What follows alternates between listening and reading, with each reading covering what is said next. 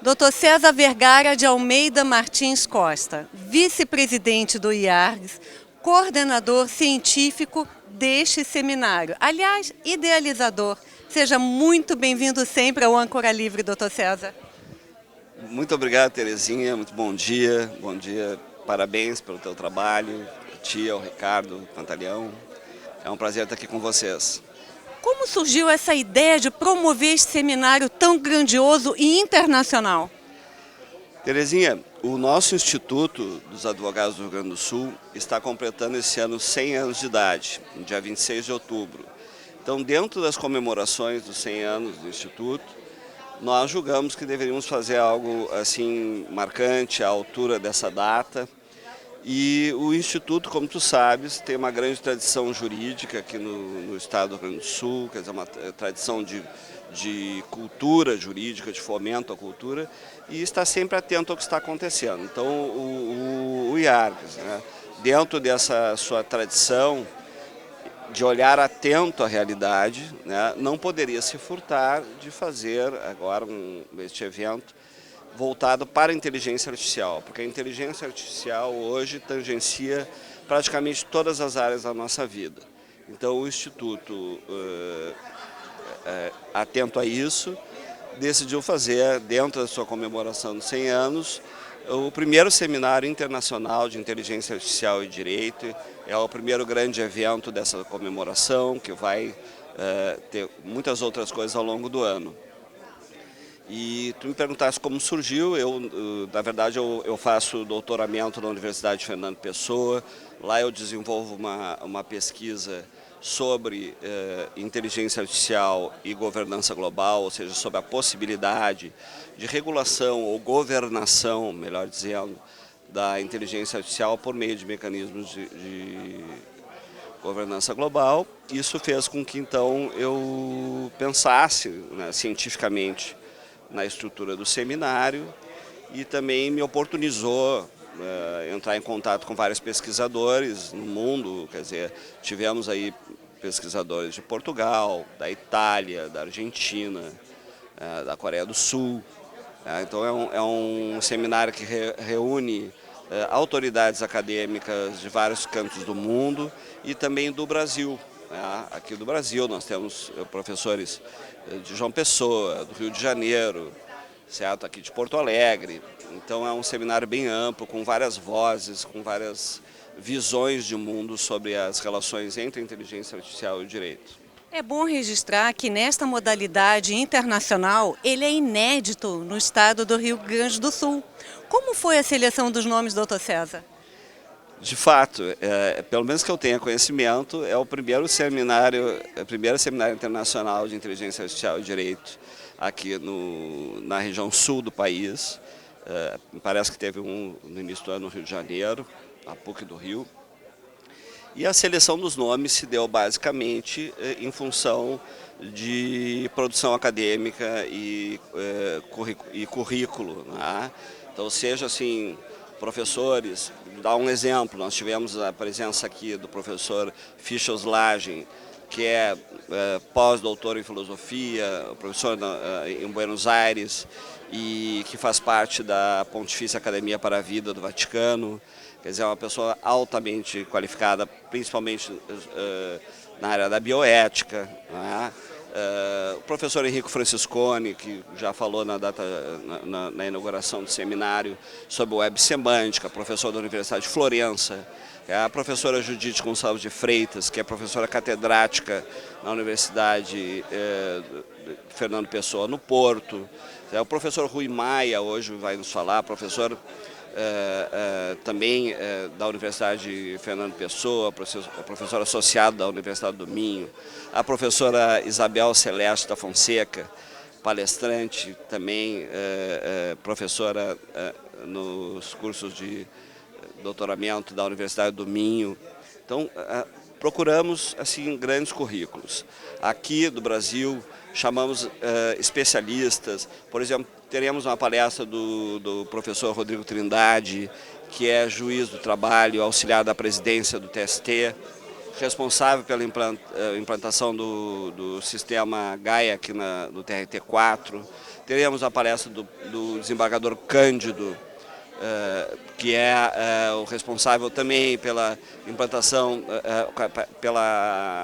como se diz, o curso de formação de magistrados em inteligência artificial no TRF4. Quer dizer, é difícil eu nominar todos, são mais de 20 palestrantes, todos com currículos exemplares. Quais os principais temas da atualidade que estão sendo debatidos neste seminário? Quais temas o senhor escolheria? Na verdade, assim, nós estruturamos o seminário, né, num primeiro bloco falando sobre os riscos existenciais e sistêmicos da inteligência artificial e as hipóteses de governança e regulação. Tá? Tivemos, então, eu mesmo proferi uma palestra sobre essa matéria. O seminário inaugurou com uma conferência do professor Fábio Medina Osório acerca do dever de compreensão da decisão judicial, uma palestra muito interessante. Então, fizemos primeiro assim, um bloco de base sobre os riscos, a regulação, e fomos avançando. Depois tivemos o painel sobre bioética e inteligência artificial. Agora vamos ter o painel sobre inteligência artificial e justiça, né? Vamos ter ainda o painel sobre inteligência artificial e meio ambiente. Temos painéis especiais sobre, por exemplo, a regulação do uso da inteligência artificial na área da saúde. Teremos um painel especial sobre a interoperabilidade de dados sensíveis no sistema de saúde, com o professor Wilson Engelmann, que vai nos falar diretamente da Coreia do Sul. Certo? Então, são vários painéis com temas distintos, mas interligados entre si. E a ideia aqui é passar um pensamento que já está ficando bem consolidado nas palestras apresentadas, de que a IA é uma tecnologia, como tecnologia que ela não é neutra, né, e ela precisa ser governada e regida pelos homens. Ou seja, aquilo que os americanos chamam de woman on the loop, né, que é a presença do homem em todo o processo. A supervisão humana é fundamental. A IA tem que servir a humanidade e não a humanidade servir a tecnologia. E essa é a grande base deste seminário e que vem se consolidando pelas mais diversas óticas, pelas mais diversas palestras e vozes que aqui se fizeram presentes. Parabéns pela sua inovação com este evento. Muito obrigado. Mais uma vez agradeço a oportunidade de estar aqui contigo. Doutora Solamita Santos Cabral, presidente do IARGS, aqui presente. Seja muito bem-vinda, doutora Solamita. Olha, realmente estamos muito contentes com a realização desse primeiro seminário internacional sobre inteligência artificial e o direito. É um feito. É um feito porque o nosso instituto, este ano, está completando um século de existência. E neste século, ele fez muita coisa importante. Muitas pessoas colaboraram, muitas pessoas se doaram e nós continuamos essa tradição. Nós cultuamos o passado, vivemos no presente, mas estamos nos preparando para o futuro. Então eu só posso estar muito contente e parabenizar o Dr. César Vergara de Almeida Martins Costa e a sua equipe pela realização desse seminário tão oportuno, tão atual e naturalmente mostrando que nós precisamos fazer muito para que o nosso futuro seja melhor. Que legado a senhora acha que esse evento deixará para a comunidade jurídica? Eu tenho certeza que nós teremos deixado um grande legado. Primeiramente, porque o tema é importantíssimo. Os palestrantes são pessoas de renome, não só nacional como até internacional. Agora estava conversando com uma professora que veio de Portugal, a conheci agora. Então, e a inteligência artificial é uma conquista, mas é uma conquista que ela tem que ser usada pelo homem para melhorar a humanidade. Ela não vai substituir o homem. E isto aqui, mas como é um assunto novo, ele precisa ainda ser muito debatido, muito conhecido e regulamentado. Então, é muito oportuno a realização desse seminário. E acho que o IARGS não poderia iniciar as comemorações do centenário com um tema mais relevante e num local importante como a nossa OAB. Também eu quero, além de parabenizar o Dr. César, também fazer um agradecimento especial ao Dr.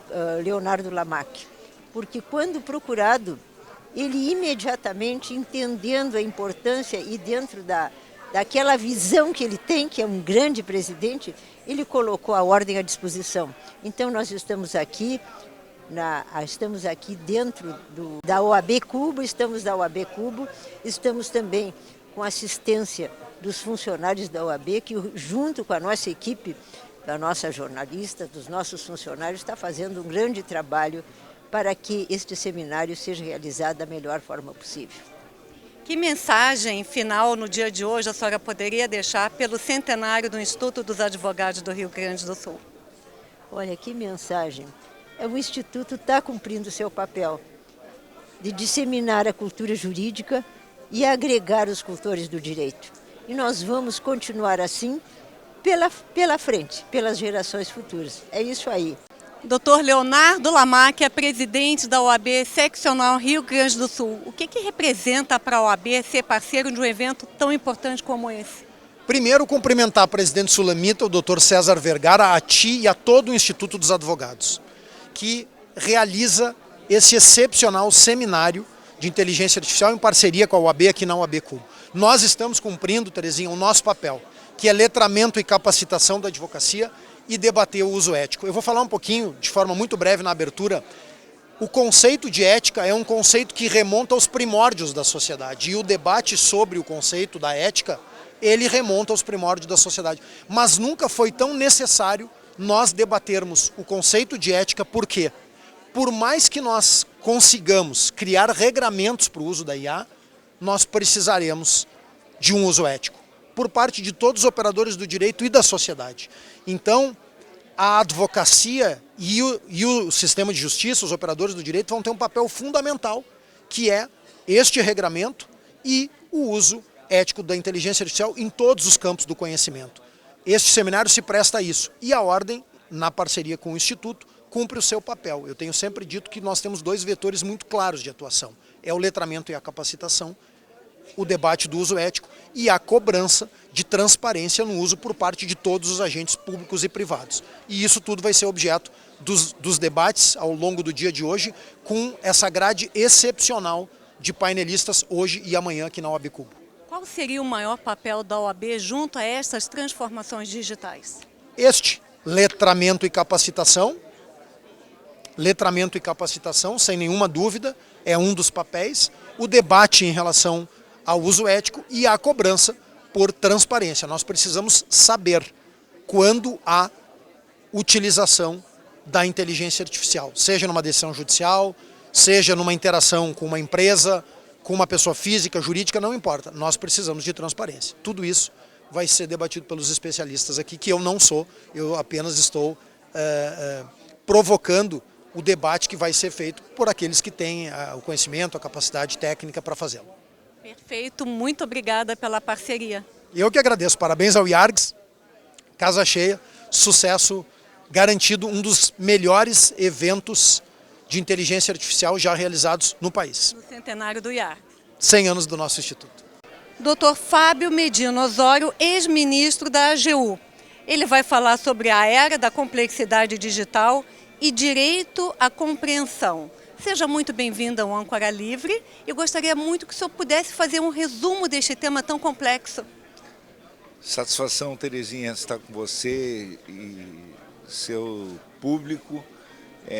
Realmente é um tema muito desafiador, porque nós vivemos uma era disruptiva, a complexidade digital, tecnológica, a idade digital substitui a idade moderna, com o advento da inteligência artificial, ela traz desafios novos, porque, sobretudo agora no sistema de justiça, que inclui o judiciário e a administração pública, a sociedade precisa ter acesso a todas as decisões judiciais e administrativas. Esse direito à compreensão significa algo mais do que ter acesso às decisões apenas no seu estado bruto, que estão publicizadas nos bancos de dados como repositórios simplesmente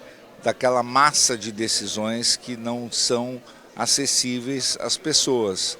Elas precisam ser auditáveis no âmbito das estatísticas para ver se elas têm coerência entre si. E pior ainda, no caso das administrações públicas como um todo, nós estamos falando União, Estados, municípios, ministérios públicos, tribunais de contas, agências reguladoras, elas têm dever de obedecer os precedentes judiciais. E muitas vezes há uma dificuldade de se saber se todas essas decisões estão estruturadas em bancos de dados jurídicos inteligentes e auditáveis, e como se classificam essas decisões nesses bancos de dados. Então, o que é necessário hoje no Brasil é saber a forma de indexação dessas decisões dos bancos de dados, se há uma linguagem algorítmica padronizada, auditável, para que as pesquisas possam rastrear efetivamente e se submeter essas decisões todas a modelos estatísticos para ter a certeza de que se possa ter uma rastreabilidade e uma auditabilidade dessas decisões. Isso traduz o chamado direito à compreensão, para que se possa interditar a arbitrariedade dos poderes públicos. É um pouco sobre isso a nossa palestra e traduz, portanto, uma perspectiva de uma maior segurança jurídica e previsibilidade no sistema de acesso à justiça como um todo. Porque no momento em que você tem a possibilidade de controlar através de estatísticas os vieses, as distorções, os desvios dos precedentes, os favorecimentos e até os desvios de poder no sistema de justiça, e o descumprimento dos precedentes pelas próprias autoridades que um dia julgam de uma forma e o outro, mesmo caso, análogo àquele que ela julgou de uma forma, ela julga de outro no dia seguinte, isso podendo ser controlado pela sociedade, evidentemente a insegurança jurídica se reduz drasticamente. E é sobre isso que nós estamos tratando quando nós temos uma sociedade já com ferramentas tecnológicas aptas a exercer todo esse controle. Perfeito, doutor. Muito obrigada e parabéns pela palestra. Eu que agradeço a oportunidade de estar aqui de volta no Rio Grande do Sul, Porto Alegre, minha terra natal, e poder compartilhar essas reflexões no Instituto do Estado dos Advogados do Rio Grande do Sul, presidido pela Sulamita Cabral, uma grande advogada, e o evento organizado pelo César Martins Costa, meu colega de faculdade, um ilustre advogado também desse estado. Muito obrigada. Dr. Fischel Slahen, doutor em filosofia e pós-doutorado em bioética. O tema dele é IA em bioética, os limites que não devem ser cruzados. Muito bem-vindo ao Âncora Livre. Muchísimas gracias, es un placer estar aquí en el primer seminario internacional sobre inteligencia artificial y derecho. Muchas gracias. Doutor, existem limites éticos que a inteligência artificial jamais deveria ultrapassar? Sí, por supuesto, porque son los límites fundamentales para que la inteligencia artificial no vulnere los derechos humanos también fundamentales. Y este seminario intenta justamente ver cómo la ética aplicada a la inteligencia artificial, lo que se llama la algorética, pueda transformarse en norma jurídica para realmente, no necesariamente regular la inteligencia artificial, pero sí establecer ciertas normas y ciertos estándares de uso para saber que los derechos fundamentales, los derechos humanos fundamentales están garantizados. O senhor que vem da Argentina, existe alguma diferença do regulamento ético entre Brasil e Argentina? Bueno, por ahora no, porque es muy difícil regular la inteligencia artificial, pero sí hay similitudes en ciertas normativas y ciertas iniciativas que está teniendo Argentina y Brasil para lidiar con este tema, correcto. Y lo mejor es que podamos trabajar en conjunto para buscar soluciones en conjunto a problemas comunes. Quais são hoje as maiores preocupações da bioética internacional? Bueno, hoy las mayores preocupaciones radican en, primero, que se le está delegando a la inteligencia artificial el poder de decidir y no hay un ser humano responsable en el circuito de decisión. Eso vulnera no solamente el principio de responsabilidad, sino también el principio de imputabilidad penal, ¿no es cierto? El otro problema es la opacidad de los algoritmos. Nadie sabe cómo dicho algoritmo llega a un resultado determinado, con lo cual es un problema epistemológico. Y luego también el problema de la privacidad, ¿no?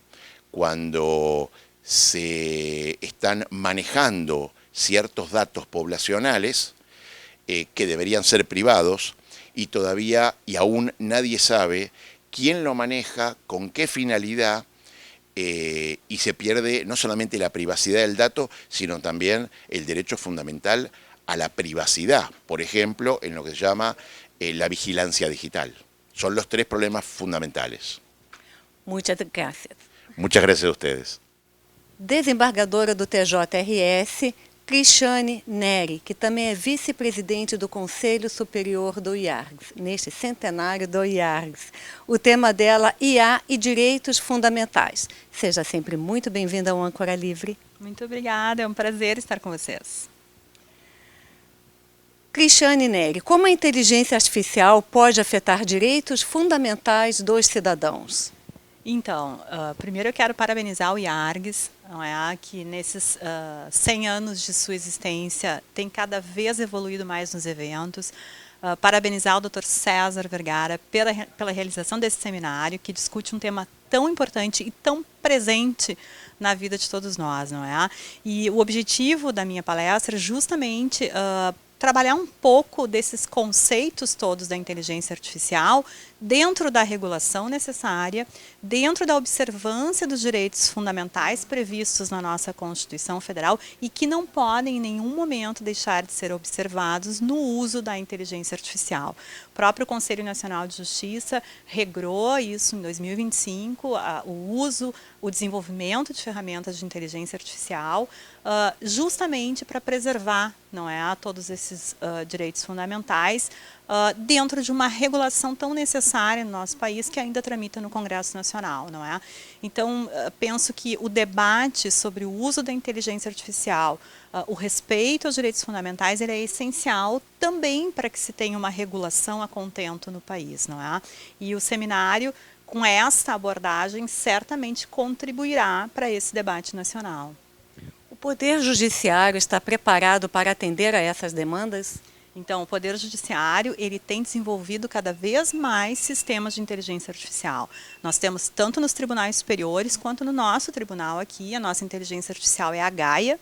Eu vou apresentar dados, inclusive, da nossa inteligência artificial, que cada vez mais tem usuários no tribunal, cada vez mais se desenvolvem minutas, consultas, como uma ferramenta acessória ao magistrado, não é? Como uma ferramenta que auxilia no trabalho diário do magistrado, sem jamais substituir a atuação do magistrado na prestação jurisdicional. E o judiciário tem cada vez mais se preparado para essa evolução, se preparado para acompanhar a inteligência artificial numa necessidade global que nós verificamos, né? É uma necessidade nesse mundo tão veloz que nós estamos, não é? E que vem aí para assessorar. Então, nesse assessoramento, nessa ferramenta que nós todos vamos ter e temos disponíveis hoje, ela tem que vir para auxiliar em uma prestação jurisdicional efetiva, não é? Com uma linguagem acessível, para que a sociedade que é destinatária dessa prestação jurisdicional tenha efetivamente um recebimento que é devido, né? E constitucionalmente adequado. Muito obrigada e parabéns pela palestra. Eu que agradeço. Muito obrigada. No painel 3, Ética e Bioética na área da IA. Doutora Mariana Diffenteller, ela que é presidente da Comissão da Saúde da UABRS e nacional e diretora do Departamento de Direito e Saúde do IARGS e também vice do Departamento de Inteligência Artificial também do IARGS. Seja muito bem-vinda de novo ao Âncora Livre. Muito obrigada. Que alegria e satisfação estarmos juntas novamente, principalmente nesse primeiro seminário internacional de IA e Direito. Então, por que a área da saúde está entre as mais impactadas na inteligência artificial? Creio que a saúde, como um tema transversal e contemporâneo na educação, está muito atrelada à tecnologia, porque justamente é outra área transversal na nossa vida. São dois eixos contemporâneos, e diria até três, porque a bioética, o direito e a saúde são temas que independem de qual área a gente está falando. Eles entram na economia, entram no meio ambiente, entram na educação, entram em todas as áreas dos saberes. Então, como tal, esse meio, ele é muito importante porque ele vai impactar a nossa vida não só como civil, mas todas as profissões. Então, nós precisamos realmente romper a barreira das disciplinas, porque isso foi organizado de uma forma metodológica, cartesianamente falando, e por uma origem epistemológica da filosofia, que organizou os saberes em ilhas e separou e organizou essas áreas, mas que no nosso dia a dia tudo se mistura. Então, o saber complexo, tão convidado por Edgar Morin, que superou esse pensamento de René Descartes, cartesiano, trouxe esse pensamento complexo e nada mais justo estarmos aqui no cubo, que justamente de uma forma matemática representa toda essa ideia de que a soma das partes é muito maior do que olhar para elas exclusivamente. O pensamento cartesiano vai dizer: penso, logo existo. O pensamento complexo vai trazer que a soma das partes é muito maior do que elas. Ou seja, nós precisamos olhar tecnicamente nas nossas profissões, nas nossas atividades e civilmente na nossa área, na nossa família, na nossa comunidade, o que a IA impacta, mas nós também precisamos dialogar com as outras áreas e sairmos das nossas ilhas para que a gente possa ver o que nos conecta, o que faz sentido a gente manter e aquilo que pode estar colocando em honra a nossa dignidade, a nossa autodeterminação e a nossa vida. Mas na área da medicina, especificamente, quais seriam os maiores desafios? Creio que na medicina, assim como em todas as áreas, me parece que o desafio é o senso crítico e o uso adequado dessa ferramenta, porque inequívoco que ela está a serviço de salvaguardar vidas, de evitar filas em planos de saúde, da gente poder ter acesso aos nossos prontuários de uma forma dinâmica e compartilhada, mas ao mesmo tempo pode se pensar na privacidade, na proteção dos dados, no direito à informação médico, paciente ou profissional de saúde e paciente, porque é um vínculo terapêutico que exige alguns questionamentos que não são só dever de quem presta o serviço de saúde. Quem recebe o paciente também tem deveres. Ele tem dever de informar se tem alguma doença prévia, dever se está tomando alguma medicação. Então, acho que a gente está realmente rompendo uma barreira de disciplina e trazendo esse pensamento complexo para a nossa vida. E por isso que a gente está falando de IA, de bioética, de direito, que são matérias que não tem ilha. Muito obrigada, doutora Mariane, parabéns pelo painel. Obrigada. Doutor Maurício de Figueiredo Correia da Veiga, advogado, especialista em direito esportivo. O tema dele é IA e direito esportivo. Doutor, seja muito bem-vindo ao Âncora Livre. Olha, uma alegria, muito obrigado, uma alegria estar aqui em Porto Alegre, falar sobre um tema tão especial, tão atual e principalmente agora que estamos vivendo a Copa do Mundo de 2026. Com certeza. E como que a inteligência artificial já está sendo utilizada no esporte? Olha, a inteligência artificial no esporte já é uma realidade. Ou seja para você analisar desempenho, vozes, clonagem de narração, até questões relacionadas à medicina, ou seja, se o atleta ali tem condições mesmo de desempenhar aquela atividade, se ele tem algum risco de ter alguma lesão. Então, algo que é revolucionário, porque você substitui ali o componente humano, né, para fazer toda essa análise, que às vezes você precisava ali de componentes humanos com uma técnica e uma percepção ali muito grande, e hoje a máquina substitui para essas atividades. Não são todas, mas já é uma realidade. Quais os desafios jurídicos nesta utilização?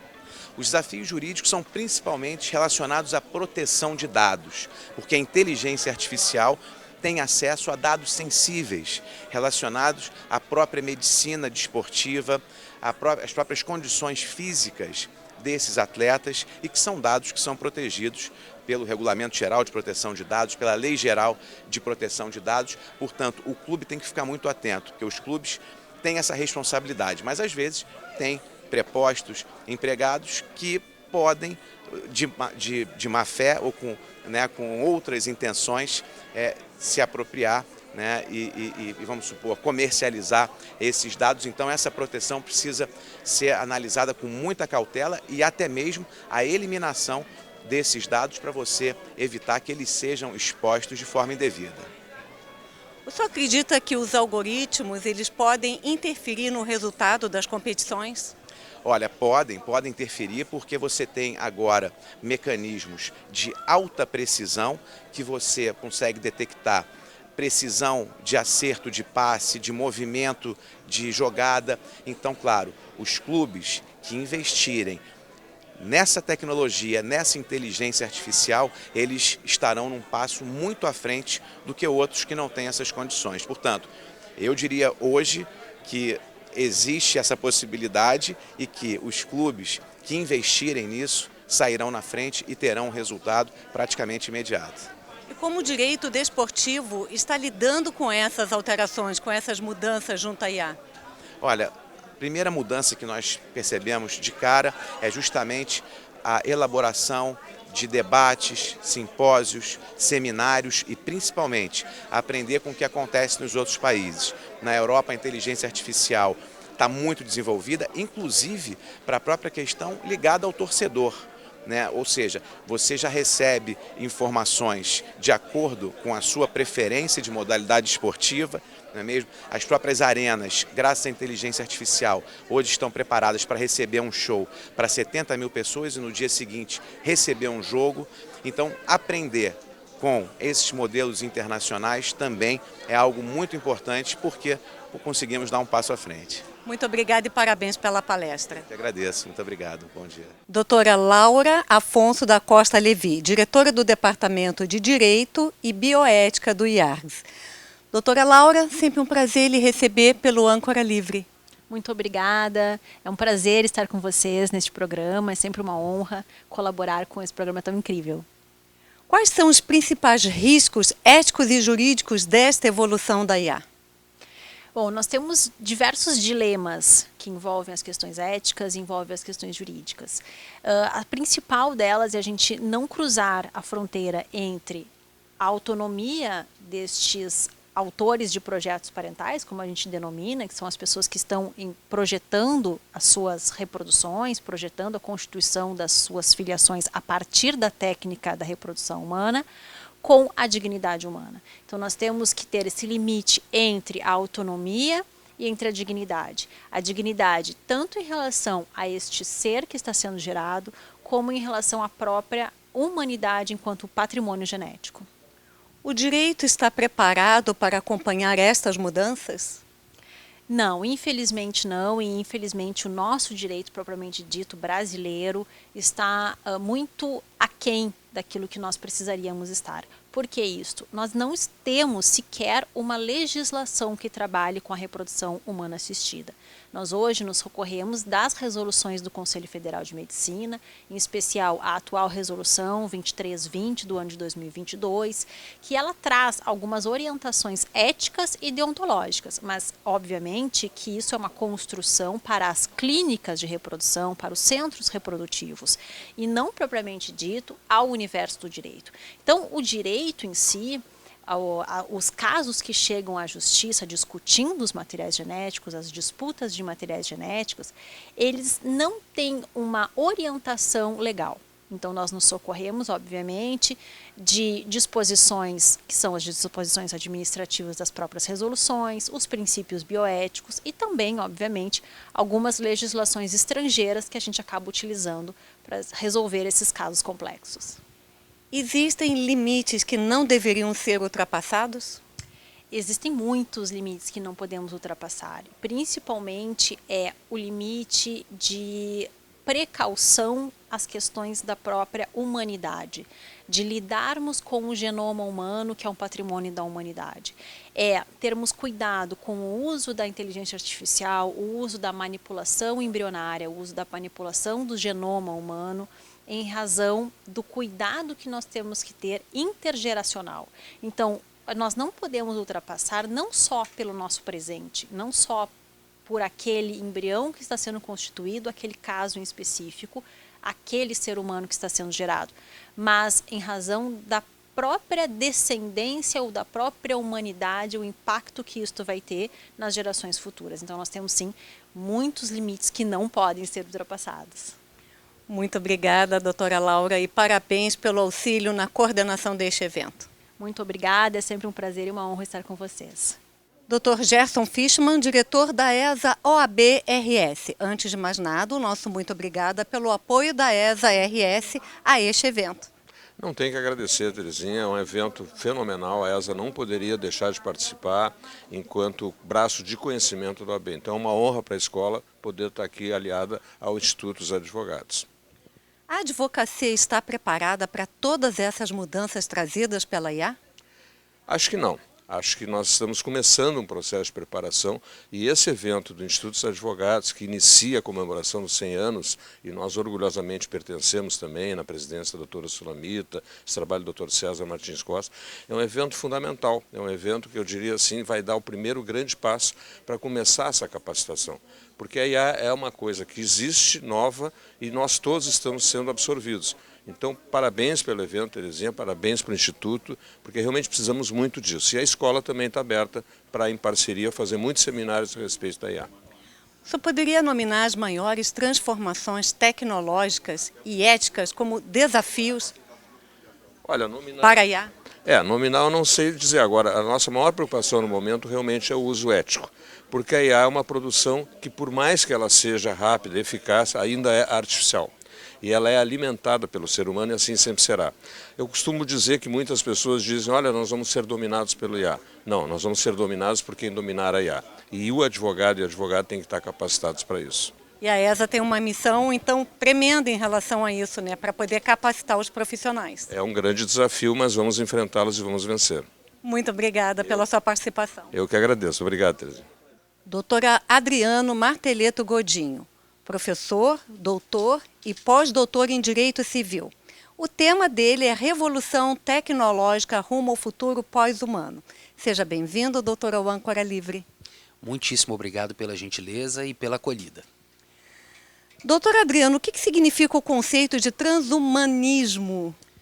Transhumanismo nada mais é que um movimento cultural, social, filosófico que prega a ideia de que toda tecnologia disponível deva ser utilizada sobre o ser humano, sobre o corpo humano, para aprimorar as condições humanas, para melhorar, portanto, as nossas capacidades intelectuais, físicas, cognitivas, para deter o envelhecimento, quiçá propiciar uma vida sem perspectiva de expiação limitada.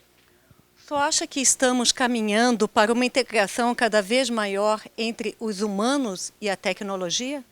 Quanto a isso, não há a menor dúvida, já acontece inclusive. Basta ver o exemplo de Elon Musk, que nessa semana foi tido como o primeiro trilionário da história da humanidade, e a empresa Neuralink, da qual é sócio, que tem por objetivo implantar chips no cérebro humano, com o objetivo de, pelo menos em princípio, superar certas deficiências. Então, dotar pessoas com paralisia de movimentos dos braços, de pernas, ou permitir a pessoas enfermas que tenham as suas patologias erradicadas, dar às pessoas cegas e surdas os sentidos da visão, da audição, mas é claro, teme-se que essa revolução tecnológica não sirva apenas e tão somente para melhorar no sentido de curar as pessoas, mas também de aprimorar condições no sentido de superar as nossas limitações.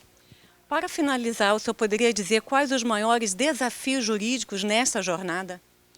Os desafios agora são, de fato, de regulação.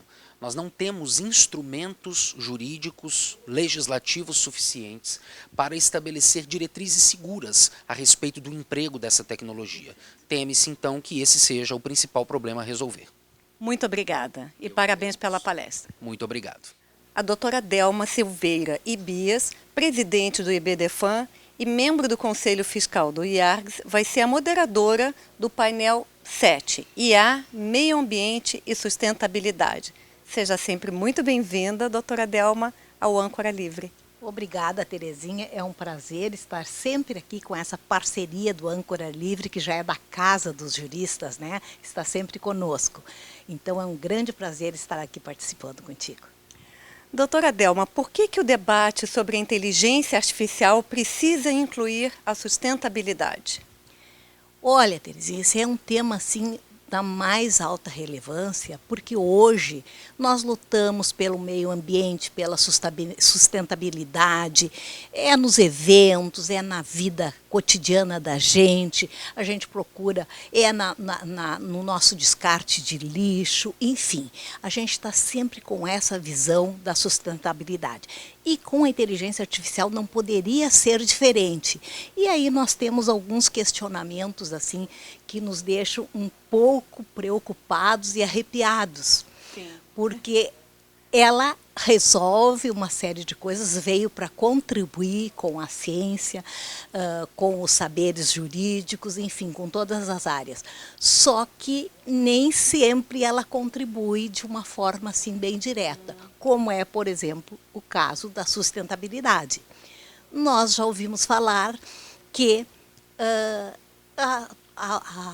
os equipamentos, enfim, essa nova tecnologia vai consumir muita energia, vai consumir muito água do nosso planeta.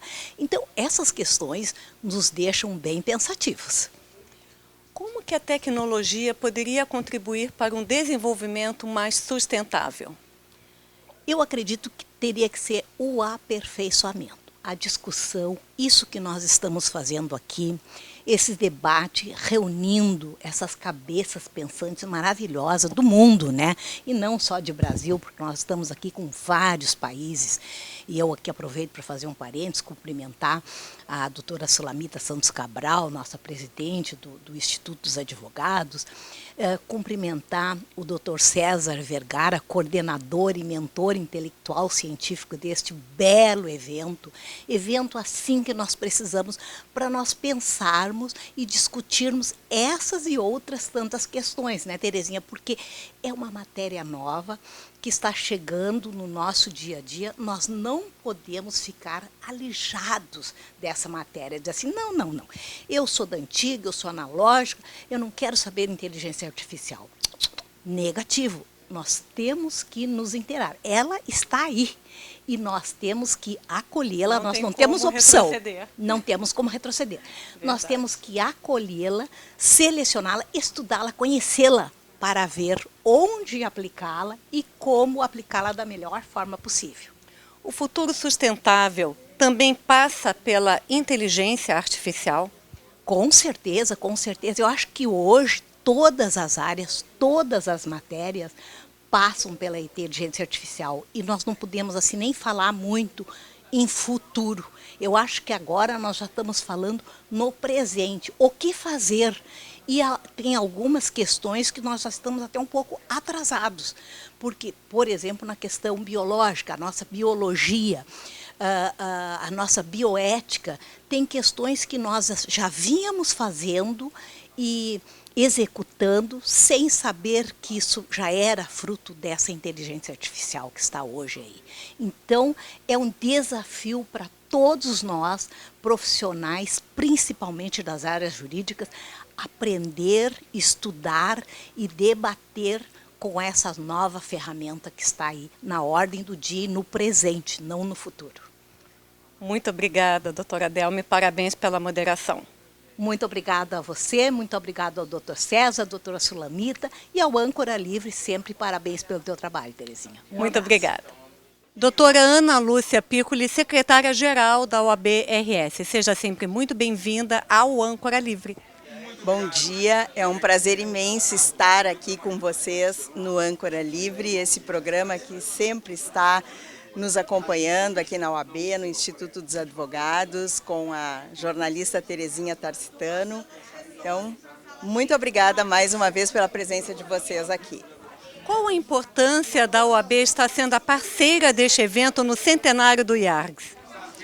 A OAB e o IARGS têm uma ligação desde o início da criação da OAB, que o IARGS participou, o Instituto dos Advogados é mais antigo do que a OAB, e essa parceria acontece desde sempre. Nós sempre estivemos lado a lado.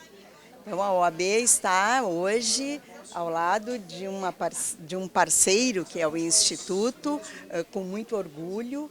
E este trabalho, este evento, né, que está acontecendo hoje, é um trabalho a muitas mãos da diretoria. A doutora Sulamita Santos Cabral está de parabéns, o doutor César Vergara de Almeida Martins Costa também está de parabéns pela organização deste evento, junto com toda a diretoria do Instituto, e a OAB, com muito orgulho, está aqui também apoiando e participando. Na sua avaliação, por que a inteligência artificial deixou de ser um tema do futuro para se tornar presente nos debates? A inteligência artificial já está na vida de todos. Então a pergunta não é se vamos usar a inteligência artificial no nosso dia a dia, mas sim como vamos usar, com ética, com cuidado, e esses eventos são justamente para esclarecer como devemos usar, o que está sendo feito, e principalmente este evento está trazendo notícias, ideias, pessoas do mundo inteiro, porque nós temos palestrantes que vieram de vários locais do Brasil e do mundo também. Então, muito importante este evento, esse grande evento. E mais uma vez eu parabenizo o Instituto dos Advogados do Rio Grande do Sul, e é um orgulho para a OAB estar lado a lado com vocês aqui hoje. Muito obrigada, doutora Ana Lúcia. Eu é que agradeço. Obrigada.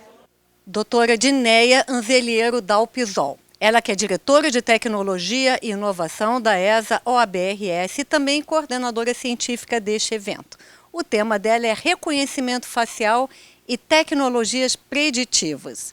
O reconhecimento facial, doutora, é realmente confiável? Olá a todos, olá Terezinha. Olha, de fato, esse é um dos temas mais impactantes da área da inteligência artificial, porque o reconhecimento facial, ele não é mais o futuro, ele é o presente. Hoje nós temos tecnologias cada vez mais avançadas de reconhecimento facial, o que significa dizer que o grau de precisão hoje que nós temos, ele é mais de 90%. Isso porque o reconhecimento facial, ele parte de pontos nodais da face.